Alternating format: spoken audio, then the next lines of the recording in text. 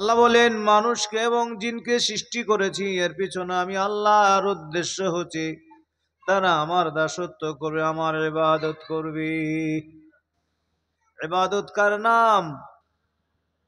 আল্লাহ এবং আল্লাহ রসুল যে সমস্ত হুকুম হাকাম আমাদেরকে দিয়েছেন, নবী এনে দিয়েছেন, সেগুলি যেগুলি করতে বলেছেন করা, যেগুলিতে নিষেধ করেছেন সেগুলি না করা, এরই নাম হচ্ছে ইবাদত। এখন ইবাদত যে করতে আল্লাহ বলেছেন আমাদেরকে, কেমন করে করব আমাদের তো জানা নেই। জানা আছে গো? জানা না থাকলে কোনো জিনিস করা যায় না, জানা না থাকলে কিছু বলাও যায় না। এই জন্য ইমাম বুখারী রাহমাতুল্লাহ আলাইহি বাব কায়েম করলেন, আল ইলমু কাবলাল আমালি ওয়াল কওল। কোন জিনিসের প্রতি আমল করার আগে এবং তা বলার আগে সেই সম্পর্কে জ্ঞান অর্জন করা জরুরি। জ্ঞান হচ্ছে কেন জরুরি? বলছে আল ইলমু নূর ওয়াল জাহলা জুলমা। জ্ঞান হচ্ছে একটা জ্যোতি বা আলো, আর মূর্খামি হচ্ছে অন্ধকার। আমাদের রাস্তা জান্নাতে যাওয়ার বহু দূরের রাস্তা। কোন পথ দিয়ে যাব, কোন পথ অন্ধকার আছে, কোন দিক দিয়ে যাব আমাদের জানা নেই। আল্লাহ নবী 1400 আগে বলে গেলেন, তোমরাই নূরটা হাসিল করো, জ্ঞান অর্জন করো। আল ইলমু নূরুন ওয়াল জাহলা জুলমা। ইলম হচ্ছে নূর বা জ্যোতি, আর মূর্খামি হচ্ছে অন্ধকার। যদি আপনার বাড়ি যত দূরে হোক, রাস্তা যত খারাপ হোক, যতই রাস্তা খারাপ হোক, অন্ধকার রাস্তা, যদি ভালো লাইট থাকে, আপনি লাইট দিয়ে রাস্তাটাকে দেখে কোথায় গর্ত আছে, কোথায় কাঁটা আছে, কোথায় সাপ আছে বেছে আপনার গন্তব্যস্থল বাড়িতে সঠিকভাবে পৌঁছে যাবেন। আর যদি লাইট না থাকে, অন্ধকারে সাপের গায়ে পা উঠবে, গর্তের মধ্যে পা পড়বে, পা ভেঙে যাবে, নাই তো গর্তে পড়ে মারা যাবেন। তার জন্যেই আগে জামানার মানুষেরা নিজের সঙ্গে লাইট নিয়ে বেড়াইতো না। এই লাইটের নাম ছিল জীবন সাথী। কেন? ওই লাইট দিয়ে দেখতে পেত কোথায় সাপ আছে, কোথায় গর্ত আছে, কাঁটা আছে, দেখে সে জীবন বাঁচাতো এবং সে তার গন্তব্যস্থলে বাড়িতে পৌঁছে যেত। তো এইরকম আমাদের বাড়ি হচ্ছে জান্নাত। ওই জান্নাতে যাওয়ার জন্য পথ হচ্ছে শরীয়তের পথ, আল্লাহর হুকুম, নবীর তরিকা। এইটা না জানলে পারে আপনি জান্নাতে যেতে পারবেন না, যেতে পারা যাবে না।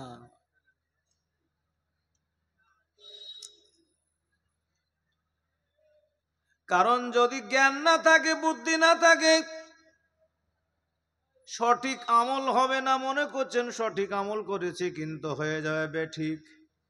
মনে করে জান্নাতি আমল হয়ে যাবে, আপনার জাহান্নামী আমল তো জানেনই না।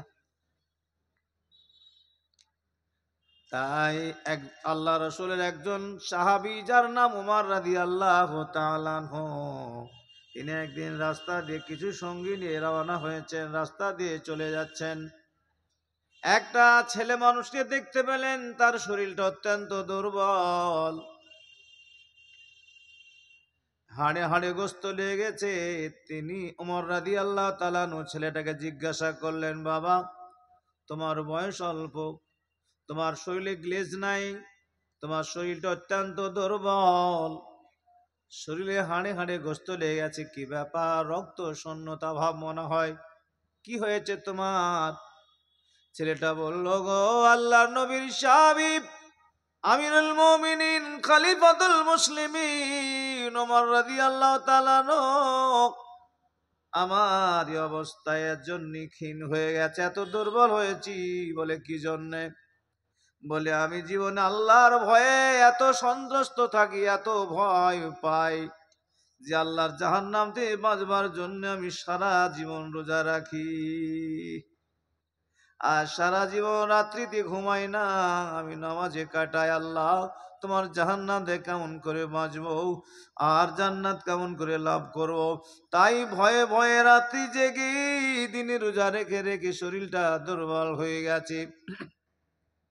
হযরত ওমর রাদিয়াল্লাহু তাআলা আনহু তার কথাটা শোনার পরে চোখ দিয়ে পানি ঝরতে লাগলো, ডুকরিয়ে কাঁদতে লাগলেন, দাড়ি দিয়ে পানি টপকে টপকে পড়তে লাগলো।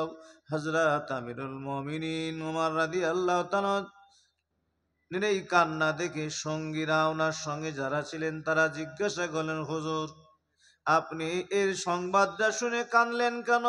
বড় তো খুশির সংবাদ সে ছেলেটা দিয়েছে, বলে কেন? বলে আল্লাহর রাসূল বলেছেন, কোরআন বলছে মাল মুজাহিদু মান জাহাদা বিতাআতিল্লাহ, সবচেয়ে বড় মুজাহিদ, বড় ইবাদতকারী ওই ব্যক্তি যে আল্লাহর ইবাদতে জীবনকে উৎসর্গ করে দেয়। জিহাদের নামাজ পড়াতে মন চায় না, তবু পড়ায় আল্লাহর দ্বীনের জন্য যারা জীবন অতিবাহিত করে তারাই উত্তম। সুতরাং সে আখিরাতের জন্য সব করেছে, জীবন বরবাদ করেছে। তো হুজুর আপনি অত খুবই ভালো খবর, হাসবেন না, হলে আপনি কাঁদলেন কেন?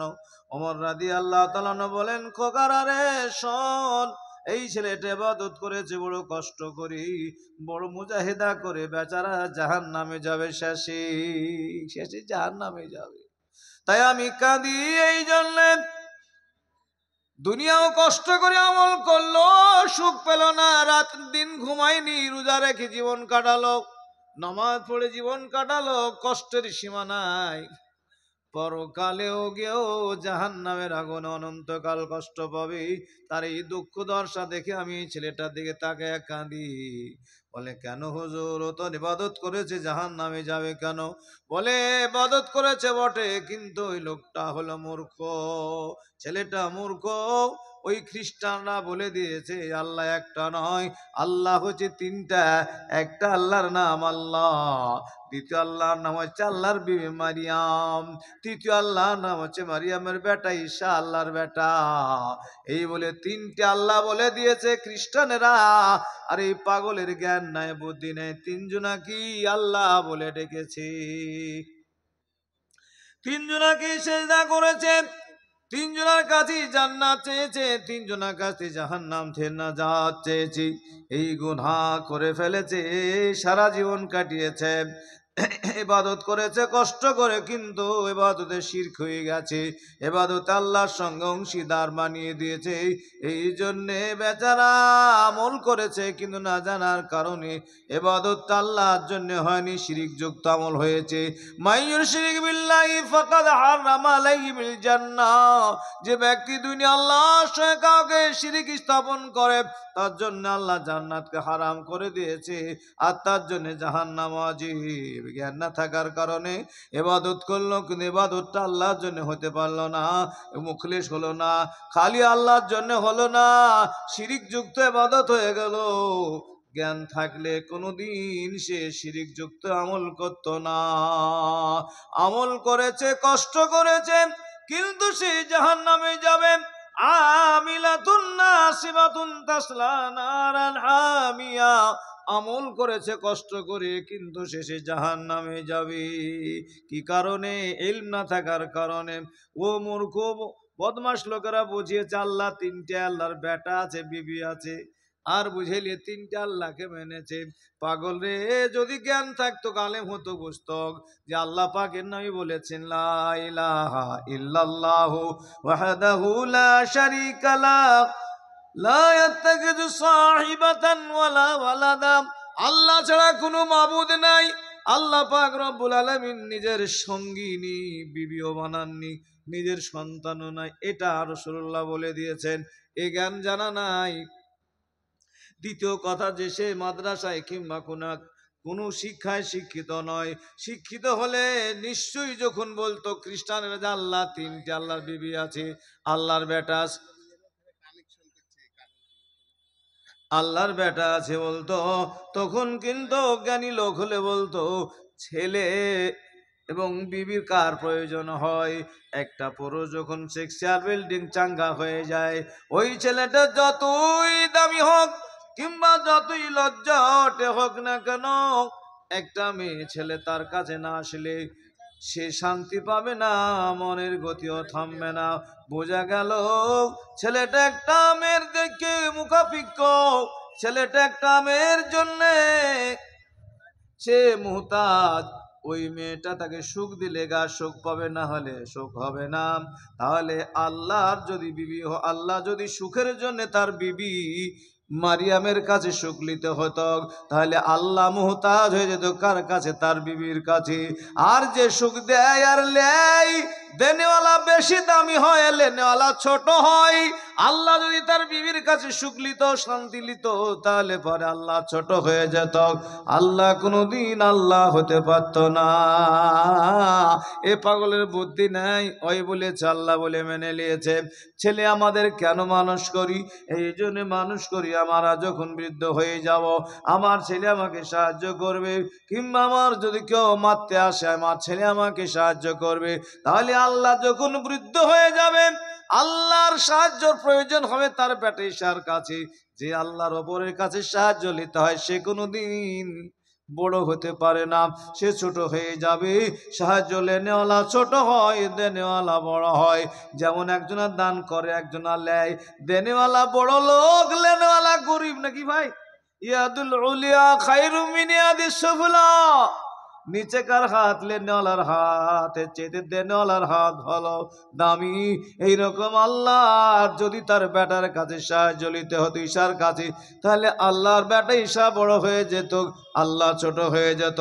এ সমস্ত কোনো জ্ঞানী নাই, বুদ্ধি নাই। আলেম হলে পরে ধর্মীয় জ্ঞান থাকলে বলতো, হে খ্রিস্টান করে দিয়ে আল্লাহর বেটাও নাই, আল্লাহর বিটিও নাই, আল্লাহ এক বলে আল্লাহ কি ডাকতো। কিন্তু পাগলের জ্ঞান নাই বলে বলে দিয়েছে তিনটা আল্লাহ।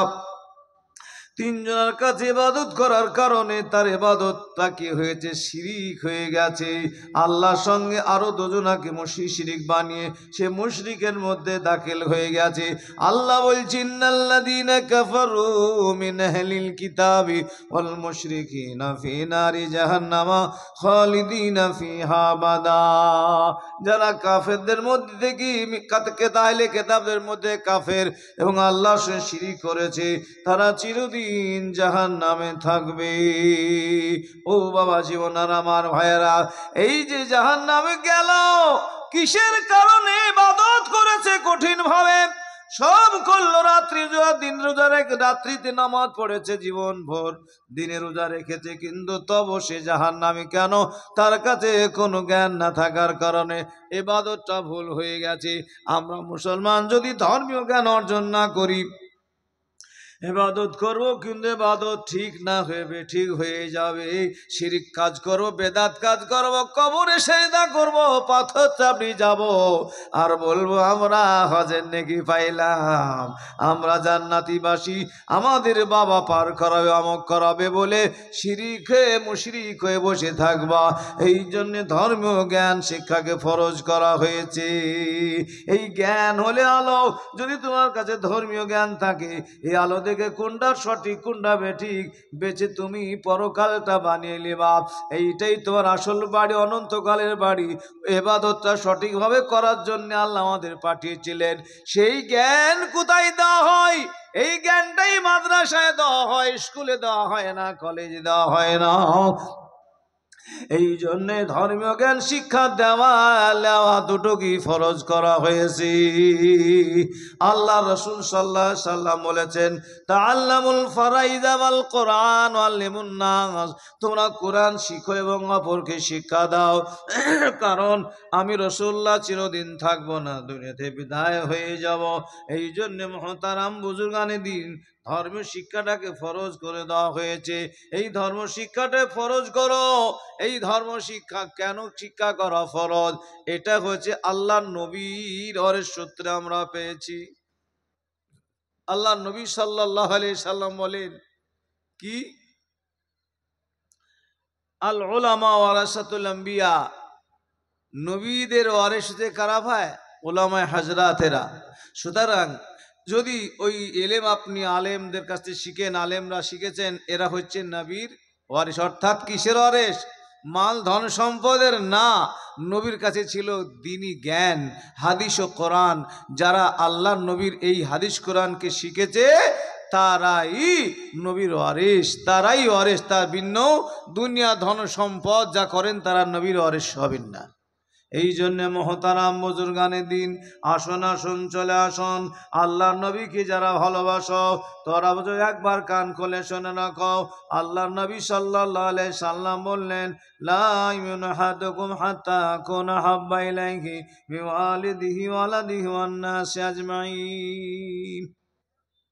আল্লাহ নবী বলেন, তোমরা নবী আমি মুহাম্মদুর রাসূলুল্লাহকে যতক্ষণ তোমরা নিজের বাপের চাইতে, নিজের সন্তানের চাইতে, সমস্ত মানুষের চাইতে বেশি ভালোবাসতে না পারবা, ততদিন পর্যন্ত পাক্কা ঈমানদার হতে পারবা না। এখন নবীজিকে নিজের বাপের চাইতে, নিজের সন্তানের চাইতে, তামাম মানুষের চাইতে বেশি ভালোবাসবো কেমন করে? ভালোবাসা তো অন্তরের জিনিস। হ্যাঁ, ভালোবাসা কার নাম? মহব্বত কার নাম? মহব্বত বলা হয় কারো মধ্যে কোনো ভালো জিনিস দেখার কারণে, থাকার কারণে তার প্রতি অন্তরের ঝুঁকাও, মনের গতি তার দিকে চলে যাওয়ার নাম হচ্ছে মহব্বত। তো আল্লাহ নবীকে ভালোবাসতে গেলে সবার চেয়ে কেন ভালোবাসবো? বলে ভালোবাসার চারটা কারণ হয়। মহব্বতি জামাল, মহব্বতে কামাল, মহব্বতে এহসান, মহব্বতে কারাবাত। মহব্বতি জামাল কাকে বলা হয়? মহব্বতি জামাল মানে কারো চেহারা দেখে পাগল হয়ে যাওয়া, চেহারা দেখে ভালোবাসা। এক একটা বাচ্চা ছেলে এত চেহারা হয়, সবাই কল্লিতে চায়। এক একটা মানুষ এত সুন্দর হয়, একটা সুন্দরী হয়, তার চেহারা খানা দেখার জন্য পাগল হয়ে যায়। মানুষকে আল্লাহ এত সুন্দর করেছে যে মানুষ মানুষের জন্য চেহারা দেখে পাগল হয়ে যায়, গান হারিয়ে ফেলায়, ফেলায় না? হযরত ইউসুফ আলাইহিস সালাম আল্লাহর নবী ছিলেন। আল্লাহ তাকে দুনিয়ার সমস্ত মানুষকে যত গ্যাস চেহারা দিয়েছেন মখলুককে, অর্ধেকটা ওনাকে একাই দেখা যায়, অর্ধেকটা তামাম মখলুককে ভাগ করা হয়েছে। তো হযরত ইউসুফ আলাইহিস সালাম তার বাড়ি ছিল কোথায়? কেনান শহরে। তার বাপের নাম ইয়াকুব আলাইহিস সালাম। সেই হযরত ইউসুফ আলাইহিস সালাম জন্মালেন, খুব সুন্দর চেহারা। তারপরেও তার আব্বা অত্যন্ত ভালোবাসতেন। একদিন স্বপ্নে দেখলেন কি, যে তাকে চন্দ্র সূর্য আর তারায় 11টায় সেজদা করছে। তো তিনি আব্বাকে বললেন, আব্বা এই ব্যাপার। আব্বা বললেন, এই স্বপ্নের কথা কাউকে বলো না, তুমি এক জামানার নবী হবে, রাজা হবে, তোমার কাছে গিয়ে তোমার ভাইয়েরা এবং মা বাপ সবাই তোমাকে স্যালেন্ডার করবে, সম্মানীয় তোমাকে সেজদা করবে। এ কথা বললে তোমার ভাইরা দুশমন হয়ে যাবে। হযরত ইউসুফ আলাইহিস সালাম না বুঝে সুঝে ভাইদেরকে বলে দিলেন, ভাইয়েরা বলছে এই জন্যেই তোমাকে আব্বা বেশি ভালোবাসে আর আমাদের ভালোবাসে না। ভাইরা যুক্তি করলো, যতদিন পর্যন্ত ইউসুফকে খতম না করা যাবে আমরা ভালোবাসা ইউসুফের মতো আব্বার কাছে পাবো না। তাই তাকে মারিয়ে দিতে হবে, নাই তো কোথাও হারিয়ে দিতে হবে, গায়েব করতে হবে। ইউসুফ আলাইহিস সালাম আপন দুই ভাই ছিলেন আর সৎ ভাই ছিলেন 10টা। আপন ভাই দুজন, অর্থাৎ ইউসুফ আলাইহিস সালাম আর তার ভাই একটা বিনিয়ামিন। মশারা হয়ে গেল, 10টা সৎ ভাই আর একটা সাল্লামের আপন ভাই বিনিয়ামিন আছেন। বলছে আব্বার কাছ থেকে কেমন করে নিয়ে যাবা? আব্বা দিতে চায় না। বলে আব্বাকে বললো, আব্বা ইউসুফকে দাও, আমাকে ছাড়া ভালো লাগে না। তখন আব্বা যদি কিছু বলে তো আমরা যা এদিক ওদিক বলে আব্বার কাছ থেকে নিয়ে যাবো, চলো যাই। যাওয়ার পরিবার বললে, আব্বা তোমার ইউসুফকে দাও, আমাদের একাই ভালো লাগে না, আমরা ছোট ভাইকে রেখে ভালো লাগে না, আমরা নিয়ে খেলবো। তিনি বললেন, জঙ্গল আঙ্গলের বাঘটা গাছে তোমরা লেগে খেলাধুলা করবা, কখন ডুবে যাবে কিংবা কখন বাঘে খেলে বুঝতেও পারবে না। আমার ভয় হয় কোনো বাঘে খেয়ে ফেলবে। বলল, না না আমরা সঙ্গে রাখবো। বলে, আব্বা ঠিক আছে যাও। আব্বাকে দেন। আব্বা বললেন, যাও নিয়ে যাও। আব্বার কাছে সোহাগ আদর করে নিয়ে গেল, কিন্তু আসলে ভাইয়ের জন্য মন কাঁদে না, নিয়ে যাওয়ার জন্য, মারার জন্য নিয়ে যাচ্ছে। বাপের কাছ থেকে ফুসলিয়া ফাঁসিয়ে নিয়ে যাওয়ার পর বাপের চোখের আড়ালে যখন গিয়েছিস, ইয়াকুব আলাইহিস সালামের চোখের আড়ালে গিয়েছে, কাঁধে চড়ে নিয়ে যাচ্ছিল, কান থেকে ফেলে দিয়ে একটা ডাল নিয়ে আসলো, যাতে কাঁটা যুক্ত ডাল দিয়ে মারতে শুরু করেছে। বলে তুই আমাদের সর্দার হবি, তুই বাপের কাছে বেশি সম্মানী হয়ে তোকে মেরি ফেলবো। ইউসুফ আলাইহিস সালাম ছোট্ট ছেলে কাঁদে আর বলে, আমি ছোট, তোমরা তো বড়, 10 ভাই, আমাকে মারিতে কি তোমাদের দয়া নাই? মাচ্ছা আমাকে দয়া হচ্ছে না? ছোট ভাই, তার বড় ভাই ছিল একটা আপন ভাই, বিনের ভাইকে মারার কথা নাই, চল কোথাও নিয়ে যে ফেলে দি। এবার সবাই নিয়ে গিয়ে একটা কুয়াতে ফেলে দিল। কুয়াতে ফেলে পাথর, আল্লাহ যাকে মারবে না সে বাঁচবি। থাকলেন ইউসুফ আলাইহিস সালাম কুয়ায় পড়ে, ইউসুফ কান্দে হায় রে হায়,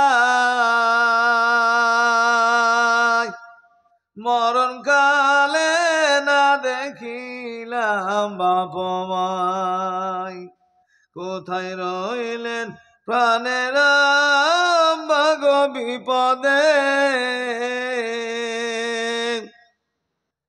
তোমার ইউসুফ মারা যায় গো কুয়াতে। কাঁদছেন, আল্লাহ বাঁচিয়ে নিলেন। তারা ফেলে দিয়ে বাড়ি চলে আসলো, মরে যাবে। ওই দিক দিয়ে কিছু ব্যবসায়িক যা ছিল তুলে নিল, পানি নিতে গিয়ে দেখছে তো ওর মধ্যে ইন্দারাতের বালতি নামিয়ে আল্লাহ বলছে, ওসব ওই বালতি ধর। বালতি টেনে তুলতে দেখছে সুন্দর চকচক ঝকমক করছে। তারা বললো, মাহা যাবো সুরা, কি সুসংবাদ, আসো।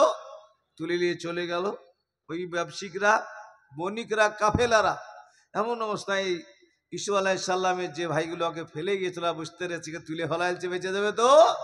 ছুটতে ছুটতে বলছে, তোমরা কোথাকার লোক, আমাদের গোলাম নিয়ে পালাছো? এই আমাদের বাড়ির গোলাম চুরি করে সেখানে লুকিয়ে আছে, দাও। কেড়ে নিতে গেল, বললো আমরা এমনি দেবো না, তোমাকে তো বেচি দিব, অল্প দামে বেচে দিলাম। অল্প দামে বিক্রি করে দিল, ওরা নিয়ে চলে গেল। আর বিশ্ব সুন্দর চেহারা মানুষ, বাজারে আওয়াজ হয়ে গেল এলাকায়, মিশরে এত সুন্দর আজ একটা গোলাম কিনার কার মনের আশা আছে, সকলে ছুটতে লাগলো, পাল্লা দিয়ে কিনা হবে। মিশরের বাদশাহ শত শত ধনীরা বাজারে হাজির হলো। একদিকে সবকে চাপাবে, একদিকে সোনা চাপিয়ে সবকে কিনবে। অমন অবস্থা একটা বুড়ি মেয়ে গমের কিংবা সুতিরের গাঠি নিয়ে ছুটছে। বললো, তুমি কোথায় যাও? বলে, সবকে কিনতে যাই। তুই পাগলি নাকি? তাকে একদিকে চাপাবে সোনা, একদিকে চাপিয়ে কিনবে, আর তুমি এই কাঠটি দিয়ে নাই কিনতে পারবা, আজ কি লাভ? বলে, আমি জানি কিনতে পারবো না। কিয়ামতের ময়দানে যদি বলে ইউসুফকে কেনার জন্য কারা এসেছিল বলো, আমি বলবো আমিও কিন্নলার জন্য ছিলাম, কিন্নলার মধ্যে কার একজন ছিলাম। যাক, বাজারে বিক্রি। মিশরের বাদশাহ ইউসুফ আলাইহিস সালামকে কিনে ফেললেন। কিনে ফেলার পর তার বিবির নাম হচ্ছে জেলেখার কাছে নিয়ে গেল। যে বলল, আমাদের বাচ্চা কাচ্চা নাই, এই ছেলেটা কত সুন্দর, একটু মানুষ করো, আমাদের কাজে লাগবে। ইউসুফ আলাইহিস সালামকে মানুষ করতে লাগলেন। করতে করতে করতে যখন বড় হয়েছে, যৌবনের যখন ঢেউ তুলেছে, একই তো সুন্দর যৌবনের সুন্দর আলাদা আবার ফেটে উঠেছে। ওই জুলেখার আর মন মানে না, তার সঙ্গে কৌশল বিনিময় করতে চায়, মনের বাসনা মেটাতে চাই। বারবার তাকে আহ্বান করা হয়, তিনি বলেন, না গো না, তুমি আমার মালিকের বিবি, আমি খেয়ানত করব না। আল্লাহর খেয়ানত করা যাবে না, আল্লাহর হুকুম অফার করা যাবে না, কোনো মতেই যখন হয় না। এবার মনে মনে ভালো করে ঘরটা সাজিয়েছে, তার জেলেখার সুন্দরী ছবিগুলা দিয়েছে, অলঙ্গ হয়েছে, বিভিন্ন ফটো টটো দিয়েছে, খাট বিছানা পেতে দিয়ে সুন্দর করে সাজিয়ে কুজিয়া ইউসুফকে ডাকলো। ডাকার পরে খাটে বসিয়েছে। ওই পিছন থেকে 7টা দরজার খিড়কি লেগে দিয়ে তালা দিয়েছে। দেওয়ার পরে ইউসুফের কাছে এসে বললে, ইউসুফের কাছে শুয়ে খাটে বলছে, হাই তালাকে এসো, তুমি আমার উপরে চাপো, এসো আমার কাছে এসো। ইউসুফ আলাইহিস সালাম বলেন, ছি কাজ করা যাবে না। তিনি পালাবেন। আল্লাহকে বলে, আল্লাহ পালাই কোন দিকে? জলে তালা মারা। তালাতে হাত দাও, তালায় টান মারে, একটা করে তালা খোঁজে যায়। বলুন সুবহানাল্লাহ। আল্লাহর কোরআন বলছে, মাইয়াত্তাকিল্লাহ ইয়াজআল লাহু মাখরাজা, যে আল্লাহকে ভয় করে তার রাস্তা না থাকলে আল্লাহ রাস্তা তৈরি করে দেয়। বলুন সুবহানাল্লাহ। জোরে বলি সুবহানাল্লাহ। আল্লাহ রাস্তা করে দিলেন, খুলে গেল। জেলেখা ভাবে কি ব্যাপার, তালা খুলে যায়। দেখতে দেখতে দেখলো সে দরজায় চলে গেছে, আর তো কিছু করা যায় না, হয়তো আর ধরা যাবে না।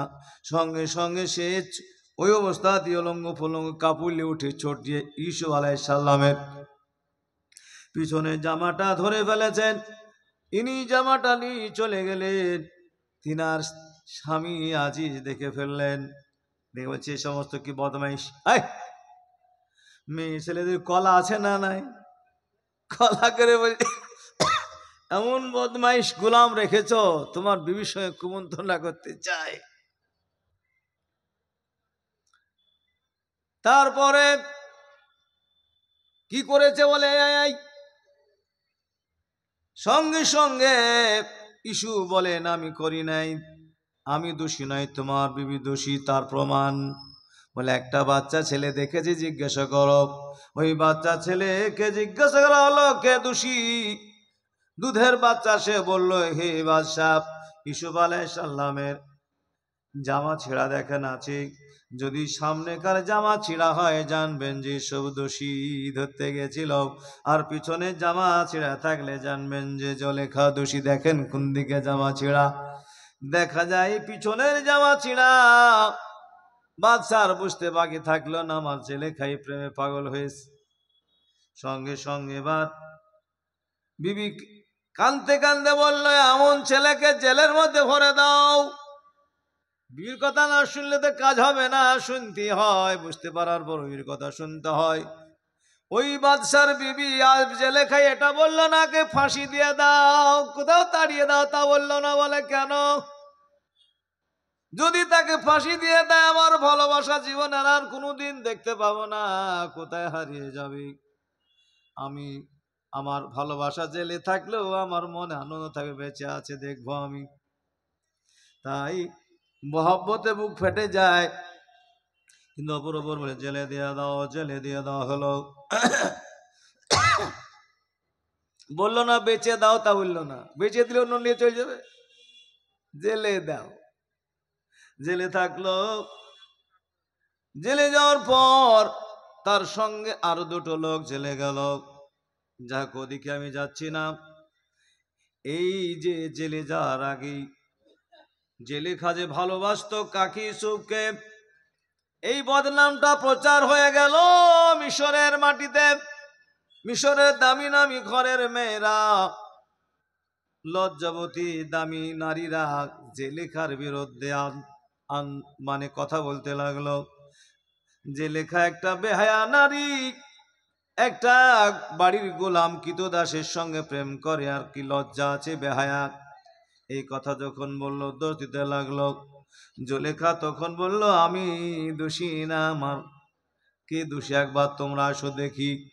আমি যে এতদিন ঠিক আছি, এখন পর্যন্ত এটা আমার বুকের মধ্যে কত কষ্ট হয়েছে। তোমরা সব যে মেয়েগুলা দোষ দিয়েছিল তারকে দাওয়াত দিল, প্লেটে খাবার দিয়ে দিল, চাকু দিল, একটা ফলও দিল, কাটো খাও। তারা এবার ফল কাটা থুয়ে খাবে কি? ইউসুফ আলাইহিস সালামকে সামনে নিয়ে আসা হলো। ইউসুফ আলাইহিস সালাম সামনে এসে গেছেন। তখন তারা ইউসুফ আলাইহিস সালামকে দেখার পর ফল কাটা ভুলে গিয়ে হাত কাটছে। ওদিকে ব্রেন চলে গেছে। আর হাত কাটো, আকাত্তা আনাই দিয়া হুন্নাম, মেয়েরা তাদের হাত কেটে ফেললো আর বললো, কুলনা হাসা লিল্লাহ, একই ব্যাপার, ইনহাজা ইল্লা মা হাজা বাশারিল্লাহ মালাকুন কারীম, এটা একজন ফেরেশতা, মানুষ নয়। হাত কাটে চলে যায়। রূপের ঝলসে তাদের দেমাগ উল্টে গেছে। এত আশার করেছে, তার কোনো খেয়াল না, হাত কাটার যন্ত্রণাও বুঝে না, পাগল হয়ে গেছে। ও মুসলমান, আমার বলার উদ্দেশ্য, মানুষের চেহারা দেখে মানুষ অজ্ঞান হয়ে যায়। যেমন আপনার অজ্ঞান করার ওষুধ খাওয়ালে পরে কি হয়? অজ্ঞান করে অক্সিজেন টানানোর পরে অজ্ঞান হয়ে যায়, তার ভুঁড়ি কেটে ফেলছে, লাড়ি কেটে ফেলছে, হাট কেটে বার করছে, বুঝতে পারে না। যেমন আসার করে যায় তার তার মধ্যে চলে যায়, সেই রকম মানুষের রূপ যৌবন এমন একটা জিনিস তাকে পাগল করে দেয়। সৌন্দর্য হলে তার প্রেমে পাগল হয়ে জ্ঞান থাকে না। এই রকমই যারা আল্লাহর পথে শহীদ হয়ে যায় তারা জান্নাত দেখতে পায়, নবীকে দেখতে পায়। আর জান্নাতে সব দেখতে পাওয়ার পর তাদেরকে যতই জবাই করো তারা বুঝতেও পারে না। বলুন সুবহানাল্লাহ, জোরে বলি সুবহানাল্লাহ। মেঘালাকে বলল, হে নারীরা,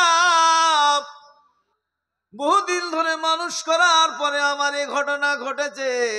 তোমরা মুহূর্তে দেখি যদি হাত কেটে ফেলাও, আমি তো হাত কাটি নাই। তোমরা বেশি দোষী না, আমরা বেশি দোষী বলো, আমি হাত কাটি নাই।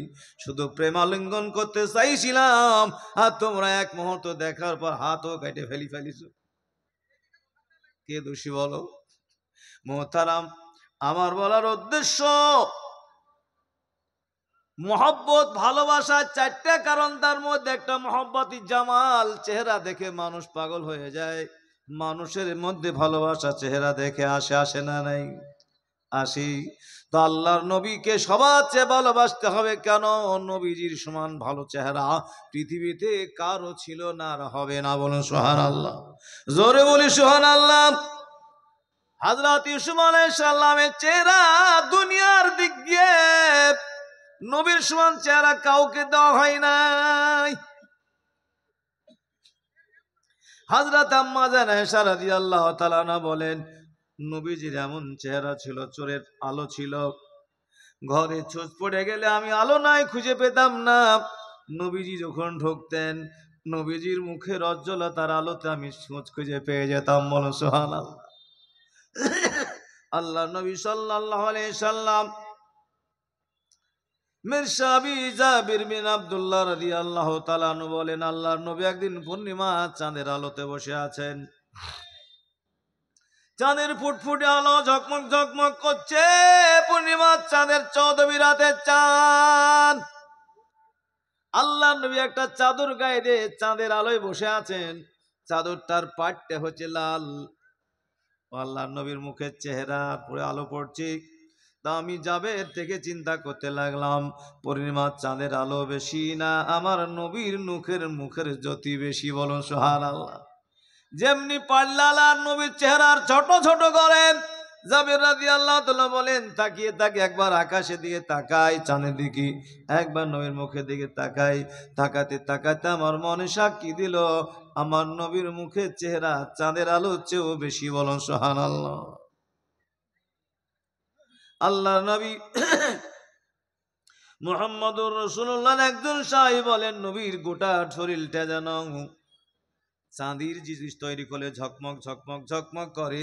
আল্লাহ নবীর বডিটা যেন চাঁদি দিয়ে ঢালাই করার মতো ঝকঝক করতে। বলুন সুবহানাল্লাহ।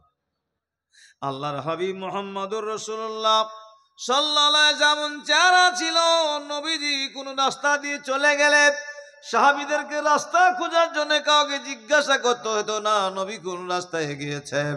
যে রাস্তা দিয়ে নবী যেতেন সে রাস্তায় ঘানে মোহ মোহ করত। বলুন সুবহানাল্লাহ। সাহাবীরা রাস্তা ধরে বুঝতেন এই রাস্তা দিয়ে দয়ার নবী গিয়েছেন। বলুন সুবহানাল্লাহ। তো মোহতারাম বুজুর্গানে দিন, নবী মুহাম্মদুর রাসূলুল্লাহ সাল্লাল্লাহু আলাইহি সাল্লামকে সবার চেয়ে বেশি ভালোবাসতে হবে। কেন? যদি চেহারার কারণে ভালোবাসো, নবীর সমান চেহারা দুনিয়ায় কারো হয়নি, আর হবে না। এই জন্য চেহারার দিক দিয়ে ভালোবাসলে সবচেয়ে নবীকে বেশি ভালোবাসতে হয়। যদি বলো নবীর গুণের কারণে ভালোবাসবা, কাউকে জ্ঞানের কারণে ভালোবাসা হয়, বলে হুজুর আমার দেশ অমুক লোকটাকে আমি ভালোবাসি কেন? বড় জ্ঞানী, বুদ্ধি, আকেলমান, বড় মাস্টার, বড় ডাক্তার, বড় আলেম, শায়েখুল হাদিস, এর জ্ঞানের পারদর্শিতা আছে, এই জন্য ভালোবাসি। তাহলে যদি আমাকে আপনি ভালোবাসেন জ্ঞানের ভান্ডার হওয়ার কারণে, তাহলে আল্লাহর নবীর সমান জ্ঞান পৃথিবীতে কারো নাই। কারণ আল্লাহ রসুলের ব্যাপারে বলা হয়েছে আল্লাহ 100টা জ্ঞান তৈরি করেছিলেন, করার পর একটা জ্ঞান তামাম পৃথিবীর জ্ঞানীকে ভাগ করে দেওয়া হয়েছে।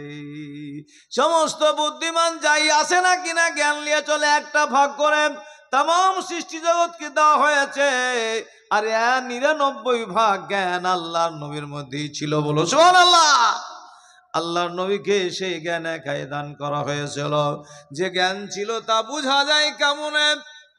আজ কতশো বছর পরে বিজ্ঞানীরা যা প্রমাণ করছে, বড় অস্ত্র লাগিয়ে, যন্ত্র লাগিয়ে, ক্যামেরা লাগিয়ে, নাই তো আপনার ম্যাগনেট লাগিয়ে বিভিন্ন দিয়ে বুঝতে, কিন্তু আল্লাহ তারপরে বলছে এটাই আল্লাহর নবী জামানায় তখন অমন কিছুই ছিল না। আল্লাহর নবী সাল্লাল্লাহু আলাইহি ওয়াসাল্লাম বলে দিয়েছেন যা পরীক্ষা করে আজকে তা সঠিক হয়ে যায়। আল্লাহ নবী বললেন তোমরা দিনে 5 বার করে ওযু করো, হাত আর মুখ ধুয়ে ফেলাও, হাত আর মুখ আর পা ধুয়ে ফেলাও। ওযু হয়ে গেলে করো বলে কেন? এতে কি হিকমত আমরা বুঝতাম না। এখন কিন্তু আমাদের বুঝে আসলো। করোনা আসার পর মানুষেরা বলল, ডাক্তাররা বলল, বিজ্ঞানীরা বলল করোনার জীবাণু 2 হাতের কোণে থেকে এদিকে জন্মায়।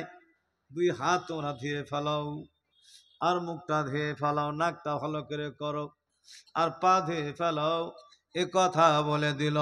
আজ বলছে জীবাণু এগুলা যখন জন্মায় মাইক্রোস্কোপ দিয়ে দেখতে পাচ্ছে, মাইক্রো যন্ত্র দেখতে পায়, এগুলি নিয়ে জন্মায় কি ব্যাকটেরিয়া জন্মায়, জীবাণু জন্মে যায়, তাই ধুয়ে ফেলাও, ওটা জীবাণু ব্যাকটেরিয়া দূর করে ফেলাও। 5 বার ধাও। করোনা বললো বাঁচতে যদি চাও ধাও ধাও, ঠান্ডা পানি দিয়ে ধাও। আজ তুমি 1400 বছর আগে বললা, আল্লাহ নবী আজ 1400 বছর আগেই বলে দিলেন তোমরা 5 বার করে হাত ধাও, এগুলি নিয়ে ব্যাকটেরিয়া জন্মে যায়। আল্লাহ নবীর কথাটা প্রমাণ হলো। তোমরা কত বছর জ্ঞান দিয়ে বললাম, নবী আগেই বলে দিয়েছেন। আল্লাহর হাবিব সাল্লাল্লাহু আলাইহি সাল্লাম বললেন যে তোমরা দুনিয়ার বুকে এই সমস্ত কাজগুলি করো যা 1400 বললেন, এটা প্রমাণ হয়ে গেল। আল্লাহর হাবিব বললেন তোমরা দাড়ি কেটো না। কেন? দাড়ি কাটলে কি হবে? দাড়ি গালা যাদের বড় হবে, দাড়ি যাদের থাকবে, পুরুষত্ব তাদের থাকবে। যারা দাড়ি কাটবা রোজ রোজ, পুরুষত্ব কমেও যাবে, চোখের জ্যোতিও তোমার কমে যাবে। এই জন্যই বলেন দাড়ি বড় করো। দুনিয়ার যত দামি লোক ছিল দুনিয়াতে, তারা দাড়ি কাটে নাই। রবীন্দ্রনাথ ঠাকুর বলেন, রামকৃষ্ণ ব্রহ্ম বলেন, যত দামি দামি লোক তারা দাড়ি কাটে নাই। মোহতারামে দাড়ির নবী, নবী 1400 বললেন। আজ বোঝা যায় দাড়ির গুণটা কি। যারা দাড়ি কাটি তাদের সেক্সুয়াল ডিপার্টমেন্ট নষ্ট হয়। মেয়েদের চুল কাটতে মানা করলো, আমাদের দাড়ি কাটতে মানা করলো। এই দাড়ির মধ্যে এমন একটা শক্তি আছে, দাঁতের মধ্যে একটা পাইরিয়া জাতি রোগ হয়। সেই রোগ যাদের দাড়ি আছে তাদের জীবনে দাড়ি থাকা মেয়ে রোগ হবে না। যে মেয়েরা চুল কাটে না তাদের ওই দাঁতের রোগ হয় না। আল্লাহ নবী 1400 মানা করে দিয়েছেন। এর দ্বারা বিজ্ঞানীরা খুঁজে খুঁজে দেখে নবীর মতন দামি বৈজ্ঞানিক আর পৃথিবী থেকে নাই। আমি শুধু এই কথাগুলি বলে চাইলাম, নবীকে যে জ্ঞান দেওয়া হয়েছে সে জ্ঞান আর কাউকে দেওয়া হয় নাই। আল্লাহ নবীর কাছে কামালিয়াত জ্ঞান ছিল 99 ভাগ। আর তামাম দুনিয়ার যত জ্ঞানী বৈজ্ঞানিক বলো, তার কাছে 1 ভাগকে ভাগ করে কণা মাত্র পৌঁছেছে। তার জন্য জ্ঞান নিয়ে এত অহংকার করো। মোহতারাম, যদি জ্ঞানের কারণে, পণ্ডিতের কারণে কাউকে ভালোবাসতে হয়, তো নবীর মতো পণ্ডিত জ্ঞানী পৃথিবী তার কেউ ছিল না। মাইকেল জ্যাকসন একটা বই লিখেছে, দি 100 বলে একটি বই লিখেছে। সেই 100খানা মানুষের পরীক্ষা করা একটা বই লিখলো যে আল্লাহর নবী মুহাম্মদুর রাসূলুল্লাহকে 1 নম্বর রেখেছে। বলো সুবহানাল্লাহ। জ্ঞানীরা ক্লোরা জ্ঞানী মানুষ, পৃথিবী চর্চা করে দেখেছি, তাই বোঝা গেল আল্লাহর নবীকে যত জ্ঞান দেওয়া হয়েছিল পৃথিবীতে আর কাউকে জ্ঞান অত দেওয়া হয়নি। যদি কাউকে জ্ঞানী গুণী হওয়ার কারণে ভালোবাসতে হয় তাহলে নবীকে সবচেয়ে বেশি ভালোবাসতে হবে, কারণ নবীর সমান জ্ঞান পৃথিবীতে আর কারো ছিল না, হবে না। বলো সুবহানাল্লাহ। এই জন্য নবীকে সবার চেয়ে ভালোবাসতে হবে। একে বলা হয় মহব্বতে কামাল, দুই চারটে বলেছে, একটা মহব্বতে জামাল, একটা মহব্বতে কামাল, একটা হচ্ছে মহব্বতে এহসান। কেউ কাউকে দয়া করলে তার প্রতি মায়া হয়, হয় না গো? যদি আপনাকে কেউ মারতে আসছে, কাটে ফেলবে হেসে দিয়ে, আপনি তার সঙ্গে যুদ্ধ লাগিয়ে দিলেন, যে মারতে আসছে তাড়লেন ইটমিট মেরে, এই লোকটা বেঁচে গেল, এই লোকটার আপনার প্রতি মায়া হয়ে যাবে, আমাকে বাঁচাইছে রে। একে বলা হয় মহব্বতে ইহসান। তাহলে পারে মহাবিপদ থেকে বাঁচানেওয়ালা আমার নবী যত, দুনিয়ার আর তত কেহ নাই। বলো সুবহানাল্লাহ। আমার নবী যত মায়া করেছে, ইহসান করেছেন, দয়া করেছেন, পৃথিবীর কেউ করতে পারেনি, আর পারবে না। পারবে গো? ওমর রাদিয়াল্লাহু তাআলা আনহু, এরা সব ছিলেন কি সন্ত্রাসী লোক, এরা ছিল নবীর বিরোধী মুশরিক লোক। আল্লাহর নবীর কাছে আসার পর নবীজি তাদেরকে জান্নাতি বানায়া চিরদিনের জাহান্নাম থেকে বাঁচিয়ে তাদের সাহায্য করেছেন না করেননি? বলেন করেছেন না করেননি?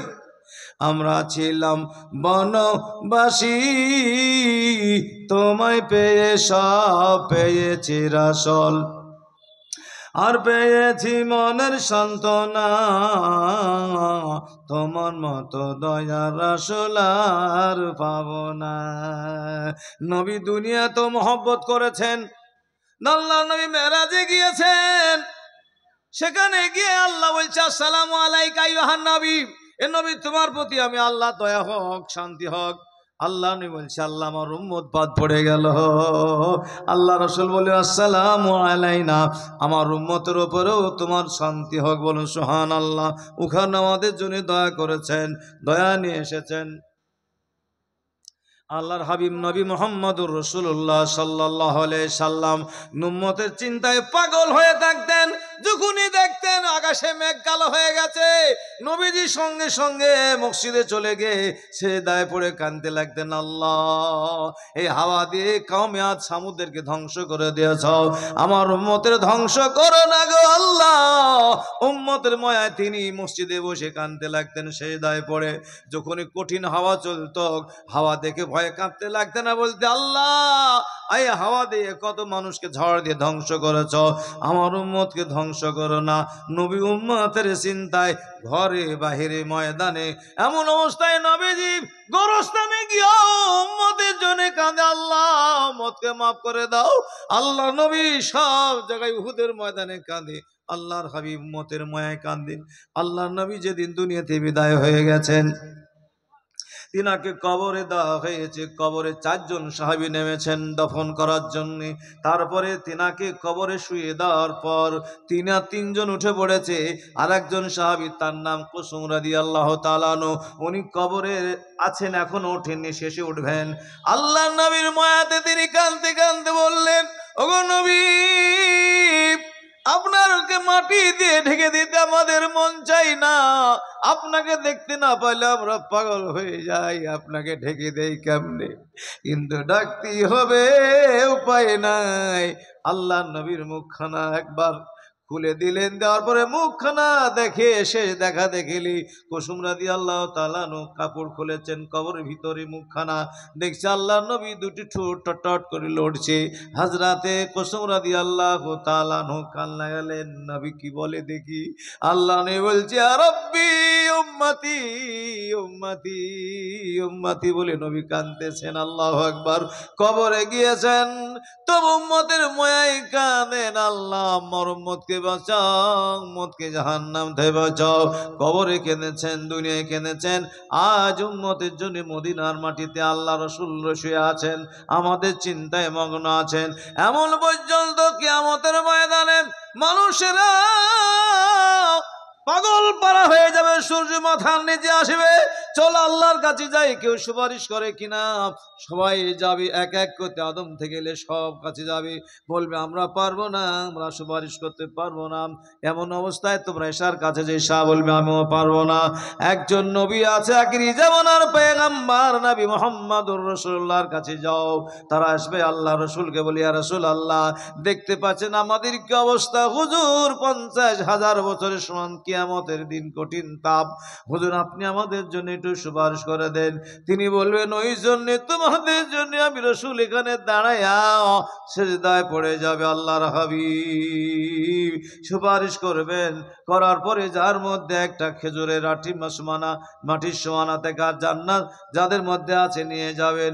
এইরকম করে করে জবের দানার সমান, গৌরায়ের দানার সমান, তারপরে তার চেয়েও ছোট ইমান থাকবে, তাকেও 3 বার পর্যন্ত সুপারিশ করে জান্নাতে নিয়ে যাবে।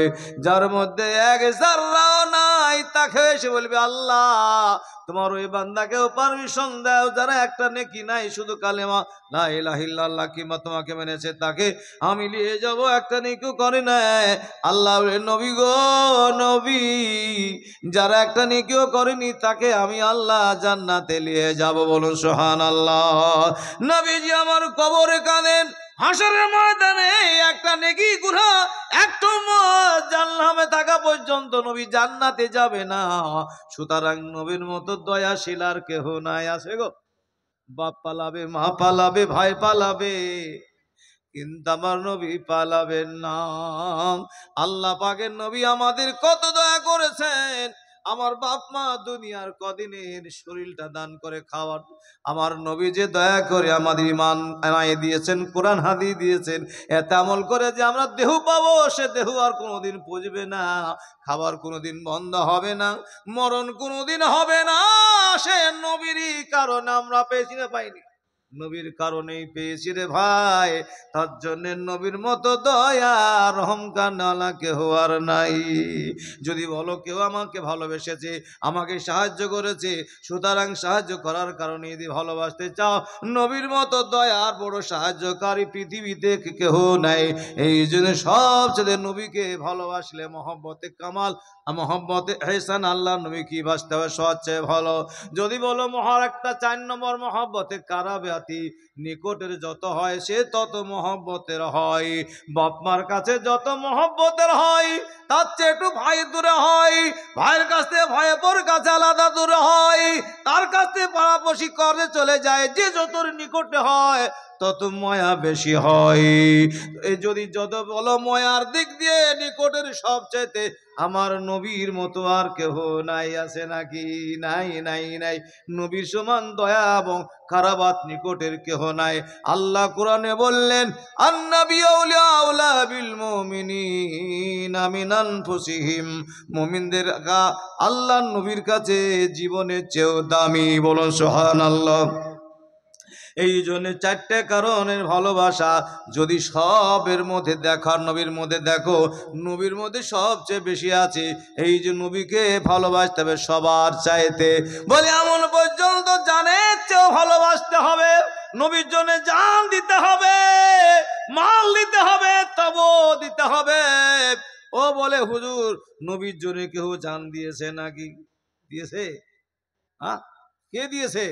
বলে বহু পাগল, তোমরা ইতিহাস জানো না তাই বুঝো না। নবীর জন্য জান দিয়েছে গাছে, যা জান দিয়েছে কেডা? নবীর জন্য পাগল হয়েছে, জান দিয়েছে জানুয়ারি, জান দিয়েছে মানুষই, জান দিয়েছে রে ভাই নবীর জন্য অনেকেই। কিতাবে লেখা আছে উহুদের ময়দান আল্লাহর নবী যখন জখম হয়ে যায়, শয়তান ইবলিস মদিনাতে ছুটে এসে বলে, ও মদিনার মুসলমান নারী পুরুষ, তোরা যুদ্ধে যাসনি, বুড়ে মানুষ আর মেয়ে ছেলে বেটা ছেলে ছোট ছেলেরা যারা যুদ্ধে যায়নি, তাদেরকে এসে বলে, হে মদিনাবাসীরা, তোদের নবীর জন্য তোরা এতদিন এত মহব্বত করো, সেই নবী আর জগতে নেই। কি হয়েছে? শয়তান মানুষ ধরে চলে গেছে। যাওয়ার পরে মদিনার অলিতে গলিতে আওয়াজ দেওয়ার বলল, কুতিলা মুহাম্মাদুর রাসূলুল্লাহ, মুহাম্মদ সাল্লাল্লাহু আলাইহি সাল্লাম যুদ্ধের ময়দানে শেষ হয়ে গেছে। সঙ্গে সঙ্গে আর তোরা কি করবি? সঙ্গে সঙ্গে যে সমস্ত বাচ্চারা মায়ের দুগ্ধ খাচ্ছিল, দুগ্ধ খাওয়া বন্ধ করে দিল। একটা শিশু দুগ্ধ খায় না, ও মুসলমান মেয়েরা ছেলেরা, মদিনার বাড়ি ঘর ছেড়ে দিয়ে আল্লাহর নবীকে চলে গেছেন। আহারে ছুটে ছুটে চলে যায়, বলে তোমার এমন অবস্থা একটা মহিলাও যাচ্ছে, মহিলাকে জিজ্ঞাসা করছে, মহিলা নবীজি কেমন আছেন উহুদের ময়দানে? বলে তুমি নবীর খবর জানছো? তোমার ভাই মারা গেছে, তোমার স্বামী মারা গেছে, তোমার আব্বা মারা গেছে। তাই নাকি? বলে হ্যাঁ। বলো আমার নবী কেমন আছে? বলে সেটা জানো সামনে। যাওয়ার পর বলছে, ও ভাইরা, নবীজি ইহুদের ময়দানে কেমন আছেন মুসলমানরা? বলে তোমার স্বামী মারা গেছে, তোমার ভাই মারা গেছে, তোমার সন্তান মারা গেছে। তাই মানে কি? বলে হ্যাঁ। নবী কেমন আছে? মানে সামনে জানো। সামনে যাওয়ার পর বলছে নবী কেমন আছে? তখন বলছে তোমার ভাই মারা গেছে, আমক মারা গেছে, তামক। তারপর আবার বলছে কোথায় যাও? মহিলা বলে নবীর কাছে। নবীর আমার। বলে তোমার স্বামী মারা গেছে, তোমার ভাই মারা গেছে, তোমার সন্তান মারা গেছে। তাই বলে হ্যাঁ। নবী কেমন আছেন? নবী এখনো জীবিত আছেন। বলে কোথায়? মদিনার মসজিদে আছেন। আল্লাহ নবীর কাছে গিয়ে মহিলাটা বললি, ও রাসূলুল্লাহ, ওগো রাসূলুল্লাহ, সাহাবীরা আমাকে একটু নবীর মুখখানা দেখাও। ইয়া রাসূলুল্লাহ, সাহাবীরা আপনি মুখখানা দেখান। আল্লাহর মুখখানা দেখার পরে বলছে, শোনো, আমি রাস্তায় বাপ মরার আমাকে বলেছিলে, ভাই মরা বলেছিলে, আমার ছেলে মরা বলেছিলে, আমি শুধু নবীর পাগলে দেওয়ানা। আমার নবী বেঁচে আছেন, আমার জীবনে সব দুঃখ দূর হয়ে গেল। বলুন সুবহানাল্লাহ। তাই কিতাবে হাদিসে বুখারীতে লেখা আছে, বলছে কুল্লু মুসিবাতিন জালিলাতুন বাদাকা ইয়া রাসূলুল্লাহ। হুজুর আপনাকে দেখার পর যত স্বামী হারা বেদনা, যত সন্তান হারা বেদনা, দুনিয়ার যত বেদনা সব তুচ্ছ হয়ে গেল। আপনি বেঁচে আছেন, আমার সব বেঁচে আছে। খোদার কসমেরা নিজের স্বামীর চাইতে, নিজের ছেলে চাইতে, ভাইয়ের চাইতে নবীকে বেশি ভালোবাসত, জান দেওয়ার জন্য প্রস্তুত হয়েছিল। বলুন সুবহানাল্লাহ। ও মুসলমানেরা রে, নবী জিহাদের ময়দানে গিয়েছেন, একটা মহিলা একটা বাচ্চা নিয়ে গিয়ে বলছে, রাসূলুল্লাহ এই বাচ্চাটা জিহাদের ময়দানে নিয়ে যান। বলে বাচ্চা কি হবে? বলে যখন যুদ্ধ চলবে সেই সময় আপনি এটাকে ঢাল ব্যবহার করে নবী আমার বাচ্চা চলে যাক, কিন্তু আপনি যেন বেঁচে থাকেন। বোঝা গেল নিজের সন্তানের চেয়েও ভালোবাসত সাহাবীরা। রে ওই মহিলারা, এ জামানার মহিলা তোমরা কোথাও তো জীবনের চেয়েও সাহাবীরা ভালোবেসেছিলেন। হযরতে আবু তালহা রাদিয়াল্লাহু তাআলা আনহু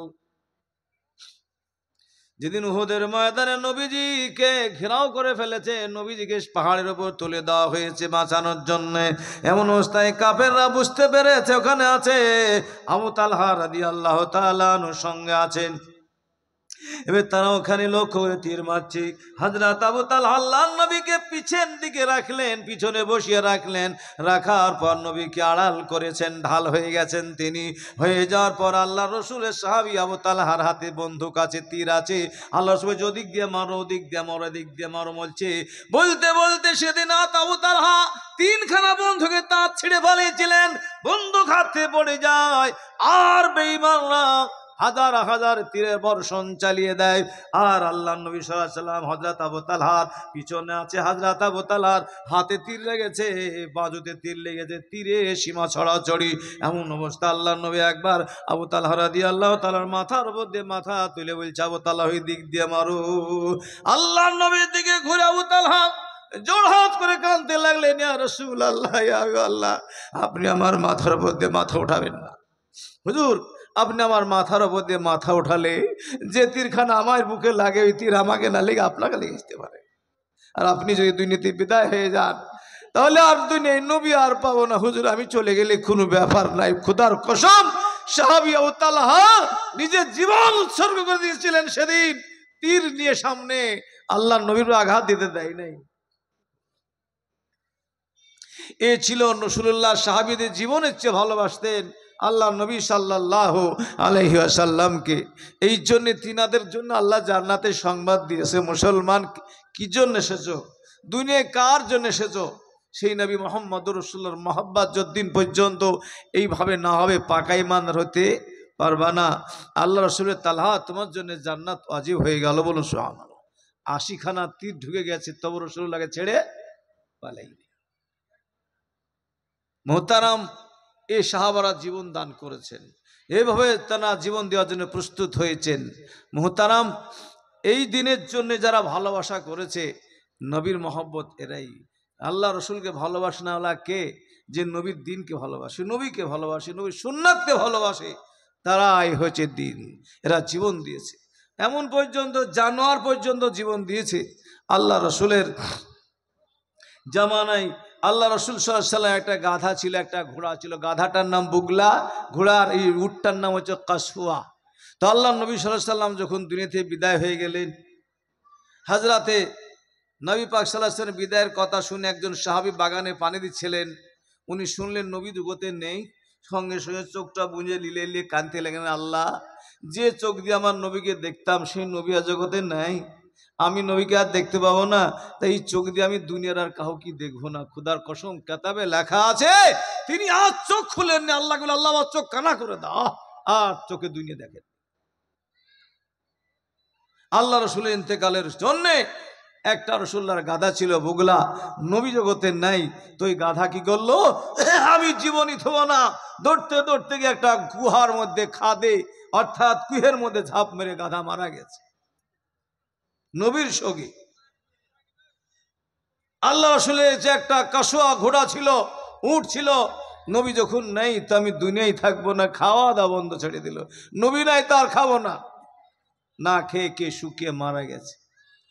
বোঝা গেল কি, প্রাণীরা জান দিয়েছে আল্লাহ নবীর জন্যে, আর মুসলমান তুমি নবীর মহব্বত নেই, অন্তর নাই, সেই দিনের ভালোবাসা নাই। নবী দুনিয়া থেকে ভালোবাসা মাধ্যমটা বলে গেছে। রসুল বলছেন, মান আহাব্বা সুন্নতি ফাকাদ আহাব্বানি ওয়া মান আহাব্বানি কানা মাই ফিল জান্নাহ। যে আমি নবীর সুন্নাত ভালোবাসলো সে আমাকে ভালোবাসলো। আমার দিন কি, আমার ধর্মকে যারা ভালোবাসলো, হাদিস কোরআনকে, সে আমি নবীকে ভালোবাসলো। মুহতারাম বুজুর্গানে দিন, যারা নবীর মহব্বত আছে, ভালোবাসা আছে, তাদেরকে বলে যায়, শোনো, ইমানদারের কাছে ইসলাম ধর্মের এত দাম, ইন্নাদ-দীন ইনদাল্লাহিল ইসলাম, আল্লাহর কাছে একটাই ধর্ম গ্রহণীয়, যে ধর্মের প্রতি মুসলমানরা মহব্বত রাখে, সেই দিনটার নাম হচ্ছে ইসলাম ধর্ম। আমাদের ইসলাম ধর্ম থেকে দূরত্ব করে দেওয়ার জন্যে, ইসলামকে মিটিয়ে দেওয়ার জন্যে, বলেন আপনি আমেরিকা বলেন, ব্রিটেন বলেন, ফ্রান্স বলেন, জাপান বলেন, সব বেঈমানেরা উঠে পড়ে লেগেছে আমাদের বুক থেকে ইসলাম বের করে দুনিয়াতে বিদায় করে দেওয়ার জন্য। কিন্তু আমরা সেই নবীর ভক্ত, নবীর আনিত দ্বীনের ভক্ত, আমাদের জান চলে গেল নবীর মহব্বত, দ্বীনের মহব্বত ছাড়ছি না, ছাড়ব না, বলি ইনশাআল্লাহ, জোরে বলি ইনশাআল্লাহ। মুহতারাম বুজুর্গানে দ্বীন, একটি কিতাবে লেখা আছে, রাসূলুল্লাহ ভক্ত, ইরাকের মাটিতে 3টে ভাই ছিল, আপন ভাই। 3 ভাই আল্লাহর রাস্তায় জিহাদের ময়দানে ইসলামের পতাকা উড্ডীন করার জন্য জিহাদ করতেন, জান মাল সব কোরবান করে বেড়াতেন। এই যুদ্ধ হতে হতে একদিন খ্রিস্টানের হাতে ধরা পড়ে যায়। সেই খ্রিস্টান আপনার মিশরের খ্রিস্টানের হাতে ধরা পড়ে যায়। 3 ভাই, তাদেরকে ধরে নিয়ে গিয়ে বাদশার দরবারে দেওয়া হলো।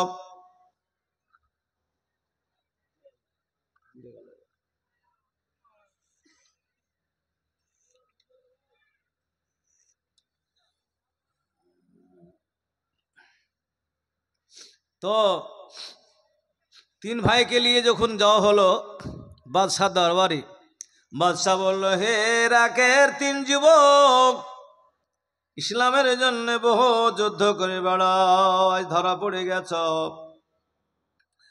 আমার হাতে তোমাদের মরণ জীবন, মরণ বাঁচন। তোমাদেরকে আমি বাদশাহ একটা অফার দিচ্ছি, অফারটা গ্রহণ করতেও পারো। বলে, বাদশাহ কি অফার? বলে, তোমরা 3 ভাই ইসলাম ধর্ম, কালেমা, কোরআন, নবী সুন্নাত ছেড়ে দাও, আর আমাদের খ্রিস্টান ধর্ম গ্রহণ করে নাও। তাই নাকি? বলে, হ্যাঁ। তাহলে কি হবে? বলে, যদি আমাদের ধর্ম গ্রহণ করো, হাদিস কোরআন ছেড়ে দাও, মহব্বত ছেড়ে দাও, তাহলে আমার এ রাজত্বের মালিক তোমাদের 3 ভাইকে বানিয়ে দেব। শুধু তাই নয়, আমাদের বা ঘরে আমাদের ঘরে যত সুন্দরী মেয়ে আছে তোমাদের সঙ্গে 3 ভাইয়ের 3 বিয়ে দিয়ে দেব, যেটা সবচেয়ে সুন্দর। তাই নাকি বলে হ্যাঁ বলো কি তোমরা গ্রহণ করবে কিনা বলো অফার। 3 জনের মধ্যে বড় ভাই বলল, ও বাদশাহ, আমরা দুনিয়ার ভোগ বিলাসিতায় জীবন যাপন করার জন্য আসি না, আল্লাহর নবীর দিনকে দুনিয়ার বুকে কায়েম করার জন্য, আল্লাহর কোরআনকে কায়েম করার জন্য জগতে এসেছি। এই দুনিয়ার জিন্দেগি ক্ষণস্থায়ী জিন্দেগি, অনন্তকালের সুখের জিন্দেগি গ্রহণ করার জন্য আমরা এসেছি। আপনার এই ধন সম্পদ মেয়ে ভোগ বিলাসে আমরা নাই নিব না, নবীর দিনও ছাড়ব না, নবীর মহব্বত ছাড়ব না। ছাড়বে না বলে না, তাহলে কিন্তু তোমাদের মৃত্যুদণ্ড হবে, মারা যাবা। বলে যারা ইসলামের জন্য জীবন দেয় তারা মরে না, তারা জীবিত। বলুন সুবহানাল্লাহ। কর্মচারীকে বলল, কড়াইতে তেল চড়াও, জাইতুন তেল চড়িয়ে দেওয়া হলো। অত্যন্ত গরম হয়ে গেছে, অনেক তেল যখন টকবক করে ফুটে তেলের কাছে নিয়ে যাওয়া হলো 3 ভাইকে। বড়জন আগে জিজ্ঞাসা করছে, এখনো তোমার টাইম আছে, কি বলছো বলো। বলে বাদশাহ, তেলের ভয় দেখিয়া লাভ হবে না, আমরা জীবনের চাইতে নবীকে বেশি ভালোবাসি। বলুন সুবহানাল্লাহ। ইসলামকে ভালোবাসি জীবনের চাইতে, ইমানের দাম জীবনের চেয়েও বেশি আমি পরোয়া নেই। তাই নাকি বলে হ্যাঁ। বড় জোনাকে তেলের মধ্যে ফেলা দেওয়া হলো, শেষ। তারপরে মেজনা, তোমার এবার পালা, তুমি কি বলতে চাও। বলে আমিও ওই পথে যে পথে আমার ভাই গিয়েছে, ওকেও ফেলে দেওয়া হলো। ছোট জোনাকে জিজ্ঞাসা করলো, তোমার ব্যাপারটা বলো। বলে তুমি কি বলছো বলো। বলে আমি ওই পথে যে পথে ভাই 2 জন গিয়েছে, তেলের মধ্যে ফেলে দিবে। ওখানকার একজন উজির সে বলল, বাদশাহ নামদার একটু দাঁড়ান, এই ছেলেটা এখনো অত বয়স হয়নি, বুদ্ধি পাকে নাই, সুন্দর চেহারা, তেলের মধ্যে ফেলে দিয়েন না। উজির বলল, আমাকে এই বাচ্চাটা হাতে দিয়ে দেন, এই ছেলেটাকে আমি একে কৌশলে ফেলে আমি খ্রিস্টান বানাবো, একে তেলে ফেলবেন না। বলে ঠিক আছে, নিয়ে যাও। যুবক ছেলে কেবল যুবক হয়েছে, তাকে নিয়ে যাওয়া হলো। উজির নিয়ে গিয়ে ভালো খাওয়া দাওয়া করে একটা সুন্দর দামি ঘরে ঢোকাই দিল। দেওয়ার পরে তার সুন্দরী বিটি ছিল, তাকে বললো, বিটি রে, ওই ছেলেটাকে তোর প্রেমে ফেলে কে খ্রিস্টান বানাতে হবে, খ্রিস্টান করতে হবে। তাই নাকি বলে হ্যাঁ। ওই উজিরের বিটি ঢুকলো, ওই পুরুষটা ওই ছেলেটা আল্লাহ কাছে কাঁদে, আল্লাহ ইমানের রক্ষা তুমি করো। তিনি চিন্তা করলেন আল্লাহ ইমান রাখা দেয়। তিনি নামাজে দাঁড়িয়ে গেলেন, নামাজে দাঁড়িয়ে সারা রাত নামাজ পড়ে যায়। মেয়েটা কৌশল কিন্তু করে, তাকায় না। মেয়েটা বলে, কেমন ছেলে রে, আমার জন্য দুনিয়া পাগল। একবার তাকিয়ে দেখলো না, সারা রাত থাকার পর চিন্তা করলো, মনে হয় মুসলমানদের এটা কোনো ইবাদতের রাত, যেমন আমাদের ভাইয়েরা সবে বারাতের রাতে, বুঝতে পারলেন কিনা, সব চা খায় আর ঘুরে বেড়ায় আর নামাজ পড়ে নাকি, তাই মনে হয় হবে।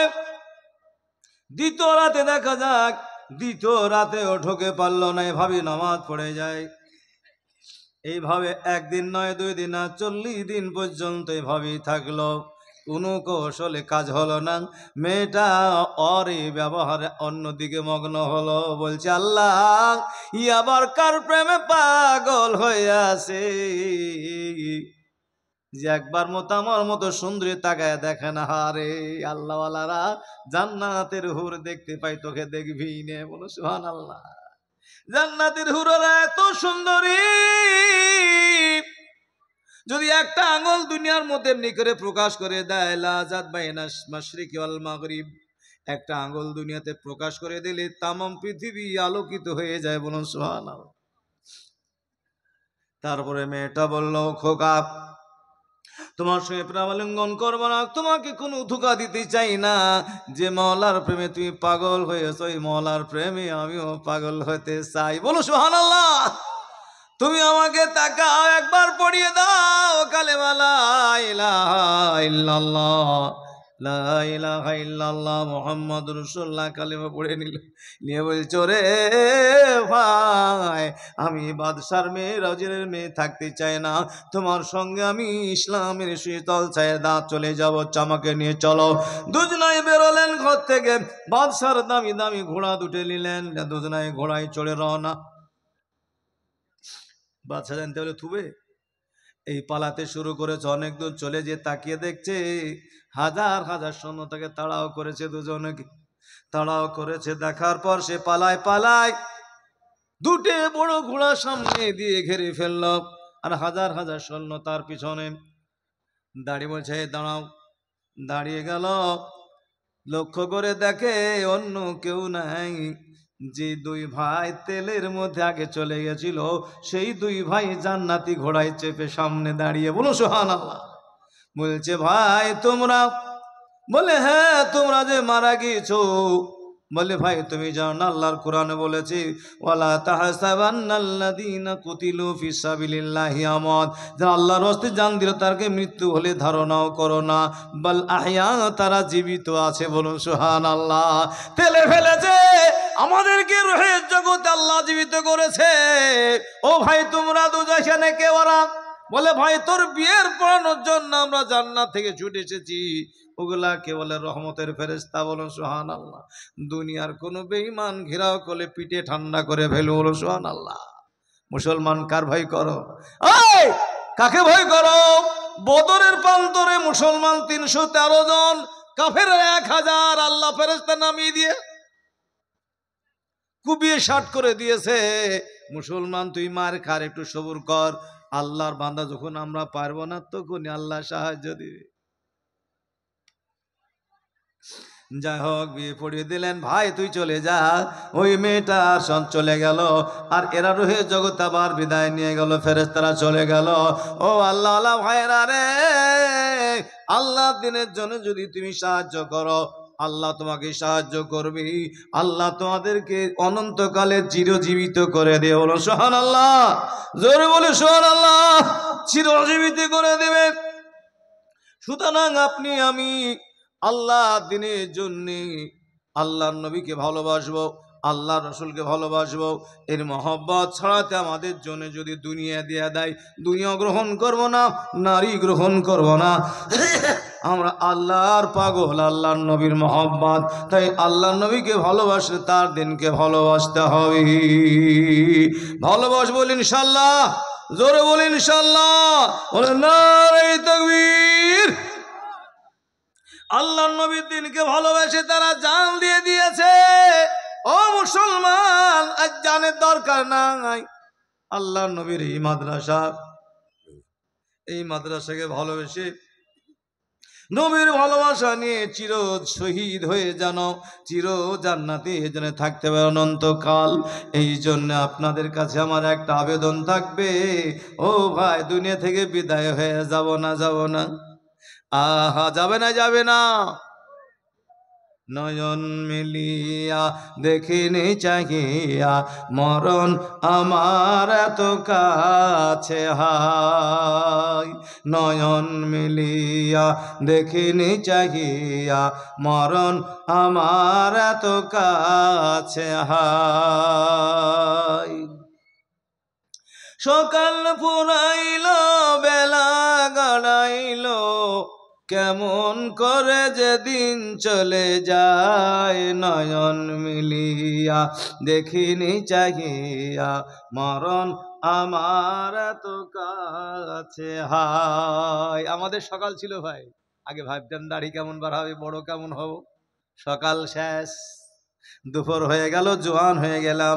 আবার দেখছি কবে কবে বেলা গড়ে সূর্যের তাপ কমে গেছে, আমার যৌবন কমে যাচ্ছে। ভাইরে আপনার টাইম শেষ হয়ে যেতে বলছে।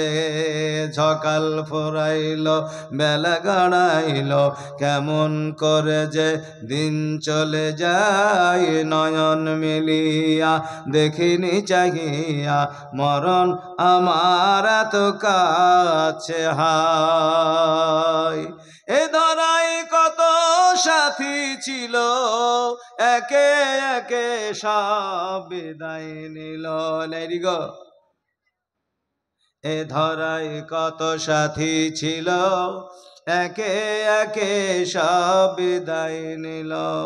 এমন ভাবে তোমাকে একদিন চলে যেতে হবে, এদিন কারো কবে আসে জানা নাই। নয়ন মিলিয়া দেখিনি চাহিয়া, মরণ আমার এত কাছে হায়। ওই গোরস্থানে কত মুর্দা রেখে, মাটি ছড়ায় দিয়েছি ঢেকে। আমাকে একদিন দেবে ঢেকে, এদিন কারো কখন আসে কারো জানা নাই। নয়ন মিলিয়া দেখিনি চাহিয়া, মরণ আমার এত কাছে হায়। সকালে বাগানে যে ফুল ফোটে, সাঁঝের বেলায় ঝরেও সে বটে।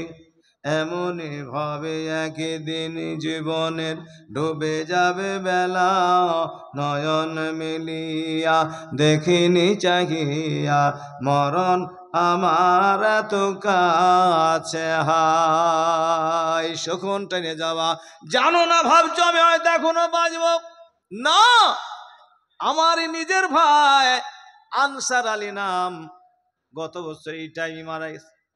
একটা যখন গমের বড় হয়, আমি একটা গমের বিছন বিনেছিলাম, 70 টাকা কেজি বিছনটার দানা হয়েছে লম্বা লম্বা। মাঠে গিয়েছে, বলছে মলিশের গম কত ভালো হয়েছে রে, সামনে বার বিছন নিয়ে গমটা বুনবো বলে বাড়িতে এসেছে। রাত্রি শুয়ে আছে, আর উঠেনি, মারা পড়ে গেছে। জানে না যে আমি রাত্রি মারা পড়ে যাব, তুমিও জানো না কখন মারা পড়ে যাবা। এই জন্যে যাওয়ার সময় সব দিকে কান্না আসবে, কি করলাম, কি সঙ্গে নিয়ে গেলাম। খোদার কসম, আল্লাহর কোরআন বলছে, হে পৃথিবীর মানুষ, তোমাকে দুনিয়ায় পাঠিয়েছি, এমনি পাঠাইনি। পরকালের সম্বল তৈরি করো, ইবাদত করে পরকালের নেকিলে আমার কাছে আসবি, আমার কাছে সুখের জান্নাত আমি হাসি মুখে তুলে নেব। আর যদি আমার দরবারে আসো বদমাইশি করে, কিন্তু আমার কাছে আসতে পারবে না। আল্লাহ পাক এমনি পাঠাইছে। ওগো, এখন অনেকে বলছে হুজুর এখন আমাদের বয়স হয়নি, 40 বছর পর গেলে লাগবো, কাজ হবে তো। একটা কেতাবে লিখেছে, আপনার এই মিজান পত্রে লিখেছিল একটা ঘটনা। একটা মালিকের একটা কর্মচারী ছিল, বুঝতে, খুব বাধ্য কর্মচারী। তো কর্মচারীকে বলছে, কর্মচারী শোনো, আমার একটা বড় বাগান লাগানো আছে, বাগানটা প্রাচীর দিয়ে ঘিরা আছে, দুটো গেট, একটা ঢুকার একটা বাগানের গেট আছে।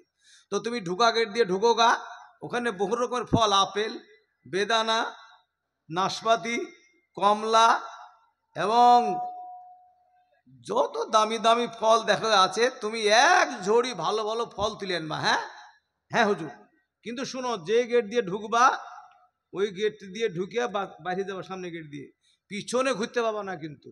হ্যাঁ হুজুর ঠিক আছে, পিছনে ঘুরবো না আমি। এক ঝুড়ি ফল তুলে নাও, যাও। ও ঝুড়ি নিয়ে গেল, যে ওই গেট দিয়ে ঢুকলো, পিছনে ঢুকলিয়ে সামনে এগিয়ে যায়, ঢুকিয়ে দিয়েছে, যাহাই ফল ধরেছে মোটা মোটা, আপেল আর বেদানা এমন ধরা ধরেছি, তো মনে করছে মনে হয় বাগানের ভিতরে গেলে আরো মজা আছে। আরো গেল, যে মনে করছে এখানে তুলবো না, যাক আরো সামনে গেল, আরো সামনে গিয়ে দেখছে আরো সুন্দর, মনে হচ্ছে আরো সুন্দর, সামনে গিয়ে তুলবো। এবার খানি খেয়ে দেখছে একটা ফলও নাই, সামনে গাছে একটা ফল হয়নি, সামনে যে দেখছে একটা ফল নাই। তখন বলছে মালিক তো বললে একটা ফল তুলতে, কিন্তু বলেছে পিছনে ঘুরবি নিয়ে, কি করা যায় এখন। মালিক তো, আরে সুবহানাল্লাহ, একই হলো, কত ফল ছিল তুললাম না, সামনে সামনে গিয়ে, সামনে গেলাম তো গাছে ফলই নাই, কি তুলবো, খালি ঝুড়িলে বেরিয়ে গেল। তো মালিক কাছে গেল, তো মালিক বলে ঝুড়তে ফল করে, ওকে ভৎসনা দিবে না সুসম্মান করবে, ভৎসনা দিবে, তিরস্কার করবে।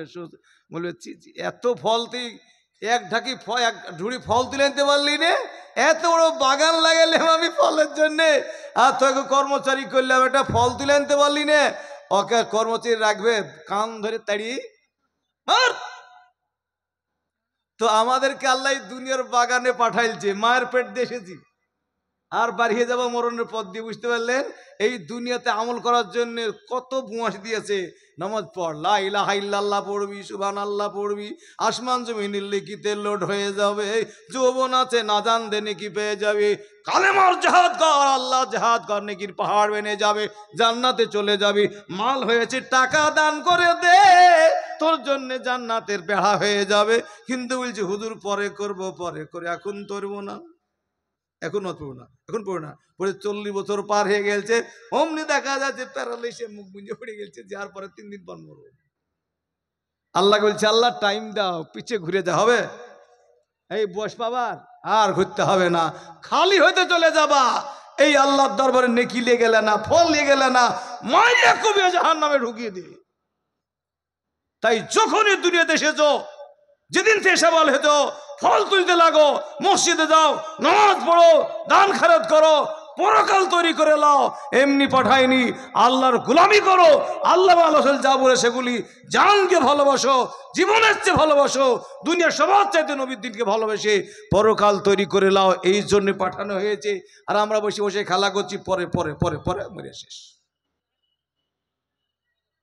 তো আমরা ভাই আর পরে পরে করব না, আমরা এখনই ফল তুলবো ইনশাল্লাহ।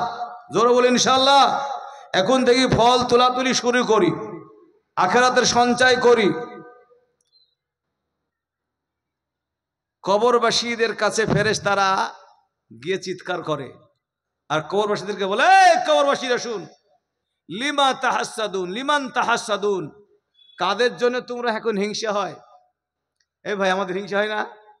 বলে ওটার কি ফসল হয়েছে রে, আমার ফসল মরা বার হয়নি, মুচ্ছে পাখিতে খাইলিয়েছ, কি গম বাঁধিয়েছ, হিংসা হয় না? হয় না? কিংবা হয়তো আপনি বুনতে পারেননি, খ্যাট বাঁধিয়েছে, ফসল বিনেছে, যাই আছে, হায় হায় আমি পাইলাম না, ওদিকে আমাদের ই হয় না, মনের মধ্যে কিছু করে। তো ফেরেশতারা বলে, কবরবাসী রে, এখন তোদের কাদেরকে দিকে হিংসা হয়? লিমা তাহাসাদুন, কাদের দিকে হিংসা করিস? তখন কবরবাসী বলে, আমরা হাসেদ করি, হিংসা করি ওদেরকে দেখে যারা দুনিয়ায় সুবহানাল্লাহ আলহামদুলিল্লাহ জিকির করে, নেকির পাহাড় বানিয়ে আমরা পারি না। মরে গেছি, সব বন্ধ হয়ে গেছে, একটা নেকও করতে পারি না। কেন মরেছিলাম, কেন মরার আগে করিনি? ওদেরকে দেখে হিংসা হয়। আর কাদেরকে দেখে? ওদেরকে দেখে হিংসা হয়। তাসাদ্দাকুন, নেকি করে পরকালে কত জমা করে নিলাম, আমরা থাকতে জমা করিনি, হায় কি করেছি, এখন তো আমার দিতে আর কিছুই পারি না, জমা করতে পারে। তাদেরকে দেখে হিংসা হয়। আর কাদেরকে হিংসা হয়? যারা মসজিদে গিয়ে নামাজ পড়ে, তাদেরকে দেখে হিংসা হয়। আর মসজিদে যেতে পারি না। খুদার কসম করে বলছি, মরণের পরে হিংসা হবে, কিন্তু হিংসা করে কাজ হবে না। এখনই করবো, বলে ইনশাআল্লাহ। জোরে বলে ইনশাআল্লাহ। দেখি নবীর মোহাব্বত, সাহাবায়ে কেরাম জান দিয়েছে, তেলের মধ্যে ঝরে গেছে ওই কিন্তু কি করেনি, আল্লাহ নবীর মোহাব্বত ছাড়ে নাই। তো আজকে আমাদের হতে পারে আমরা গরিব, কিন্তু নবীর মোহাব্বত আছে, আল্লাহ নবীর দিনকে ভালোবাসি, জীবনের চাইতে, মালের চাইতে, সবার চাইতে। এই প্রমাণটা দেখি। আর আল্লাহর ঘর, আল্লাহ নবীর ঘর মাদ্রাসার জন্য আপনাদের কাছ থেকে একটা লোক দেখতে চায়। সর্বপ্রথম এইটা যে করবেন, হ্যাঁ, এই কথাটা বলার সঙ্গে সঙ্গে উঠে না যায়। কারণ যদি আপনি দিতেও না পারেন, বসে থাকলে দেওয়ার মতো নেকি পাবেন। কারণ আপনার এই সহযোগিতার কারণে যে 10,000 টাকা দিবে, তার সব আপনিও পাবেন ইনশাআল্লাহ। তো ভাই, আল্লাহর হস্তে, আল্লাহর মসজিদ, আল্লাহর রসুলের অরেজদেরকে ভালোবাসি, নবীকে ভালোবাসার জন্য, দিনকে ভালোবাসা। তাই 10,000 টাকা দেনওয়ালা কোনো আল্লাহর বান্দা আছেন? একজন? দেখবো, দেখে আমি দোয়া করবো ইনশাল্লাহ। আমার পরে অনেক বক্তা আছে দামি দামি, তাদের কথা শুনবে না। আমি তো এলাকার মানুষ, গ্রামের মানুষ। দেখি একজন সর্বপ্রথম একবার নারায়ে তাকবীর বলবো। আপনারা, শয়তান কিন্তু বসে আছে। রাসূলুল্লাহ বলেছেন, মানুষের যা হয় সব জানে রাসূলুল্লাহ, আল্লাহ জানিয়ে দিয়েছিলেন কি, আশ-শাইতানু জাসিমুন আলা কালবি ইবনে আদম, মানুষের অন্তরে শয়তান একবার হামাগুড় দিয়ে চাপে ধরে বসে আছে, আল্লাহর কাজ করতে দেয় না। বলে বকিল হয়ে যাবি, এ হয়ে যাবি, দিতে পারবি না, অভাব হয়ে যাবে না। রাসূলুল্লাহর কথা সত্য না শয়তানের কথা সত্য? রাসূলুল্লাহর কথা সত্য। রাসূলুল্লাহ বলছে, দান কর, আল্লাহ দেনেওয়ালা, তোর দ্বার খুলে দিবে। আর শয়তান বলছে ফকির হয়ে যাবি। এই শয়তানের কথা শুনলে ফকির হয়ে যাবা, আল্লাহর কথা শুনলে খুদার কসম করে বলছি ধনী হয়ে যাবা। সাহাবায়ে কেরাম এক জামানায় দান করতো না, শুধু ডাকাতি করে তাও পেট ভরতো না, কিন্তু পরে ইসলাম গ্রহণ করার পর তিনারা যখন দান করতে লাগলেন মুজদুরি করে, তো আল্লাহ লাখ লাখ টাকার মালিক বানিয়ে দিয়েছিলেন, রাজত্ব দান করেছিলেন, খলিফাতুল মুসলিমিন বানিয়ে দিয়েছিলেন। আছো নবীর এই কথাটা সত্য প্রমাণ করার জন্য আসো। যেটা ওষুধ নয় সেটাকে ওষুধ বলে খাচ্ছি, আর যেটা আসল ওষুধ সেটা খাচ্ছি না। মুসলমানের অবস্থা, যেটা ওষুধ নয় ক্ষতি সেটাকে ওষুধ মনে করে, আর যেটা ওষুধ সেটা বলছি তুই তো খাওয়া যাবিনি। এটা ভুল, যার কারণে মুসলমানদের রোগ আরো বাড়িয়ে যাচ্ছে। মুসলমানরা তাজা হয়েছে না, মরি যাচ্ছে। যেটা রোগের ওষুধ দিচ্ছে এই প্রেসক্রিপশন মানছে না। যারা ডাক্তার লাই তাদের প্রেসক্রিপশন মানছে, যারা দুশ্মন আমাদের তাদের প্রেসক্রিপশন মানে চলছে। আমরা শয়তানের প্রেসক্রিপশন মানবো না। এখন থেকে আমরা বলি, দেখি একজন আল্লাহর বান্দা 10,000 টাকা দিয়ে সর্বপ্রথম শুরু করবেন।